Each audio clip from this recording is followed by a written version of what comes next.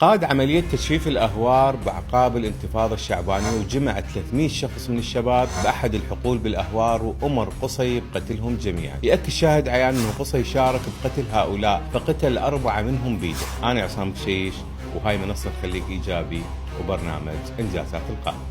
اتهم قصي بقيامه بما عرف بحملة تنظيف السجون بنهاية العام 1998 من المعتقلين بالسجون، وصل عددهم إلى 2000 معتقل سياسي. يقول النقيب خالد جنابي أحد أعضاء لجنة تشرف على سجن أبو غريب، بتاريخ 15/3/98 صدر أمر بتطهير السجون العراقية عبر تشكيل لجنة من الاستخبارات والأمن العام والجهاز الخاص والمخابرات العامة. يوم 26/4/98 قام قصي بزيارة السجن، وركز بزيارته على المكان اللي به 2000 سجين، ووجهت لهؤلاء طبعا اتهامات باطلة. كان أكثرهم فقراء من الجنوب، وتهمهم أنهم يشتغلون مع المعارضة، أو أنهم يهربون دائما من الجيش، أو ينتمون إلى حزب معين، وأكثرهم محكومين بعقوبات خفيفة، حتى أنه قسم منهم انتهت مدة حبسه، وقسم منهم آخر ينتظر الإبراز. أمر قصي العقيد حسن العامري مدير السجن بإعدامهم جميعا. رد عليه العامري: سيدي، هذا العدد كبير وما نقدر نخلصه. قال له قصي: هذا الأمر من قصي صدام، وانت تنفذه وراح يجيك الأمر الرئاسي باكر. يقول خالد جنابي: بدأنا بالإشراف على عمليات الإعدام والشنق ل 2000 عراقي بريء